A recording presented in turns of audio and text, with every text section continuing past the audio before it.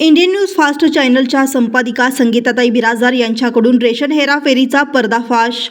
शास्त्रीनगर परिसरातील क12 आणि क42 या दोन्ही रेशन धान्य दुकानांमध्ये सुरू असलेल्या हेराफेरीची माहिती मिळताच इंडियन न्यूज फास्ट चॅनलच्या संपादिका संगीताताई बिराजदार यांनी तातडीने क12 क्रमांकाच्या रेशन दुकानावर भेट दिली।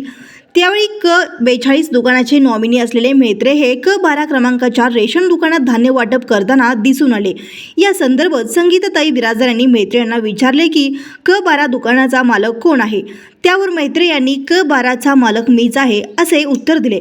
मात्र त्यांच्या या उत्तराने संगीताताई बिराजदार असमाधानी झाल्या आणि लगेचच महाराष्ट्र शासनाच्या रेशन व्यवस्थापनासाठी असलेल्या MAHJFWD या अधिकृत वेबसाईटवर चौकशी केली।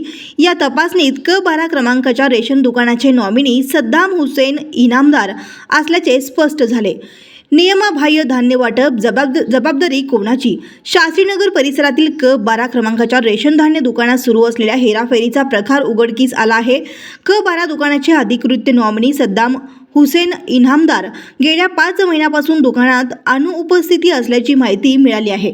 मात्र आश्चर्याची गोष्ट म्हणजे क42 क्रमांकाच्या रेशन दुकानाचे नॉमिनी असलेले हेमंत म्हेत्रे हेच क12 दुकानात शासनाच्या धान्याचे वितरण करत असल्याचे आढळून आले। यावर प्रश्न निर्माण होतो की कोणत्या अधिकाराने आणि कोणाच्या आशीर्वादाने म्हेत्रे हे क12 दुकानात बसून रेशन धान्याचे वाटप करीत आहेत। म्हेत्रे यांना क42 चे नॉमिनी असताना क12 मध्ये काम करण्याचा अधिकार शासनाने दिला आहे का? याबाबत कोणती अधिकृत परवानगी आहे का?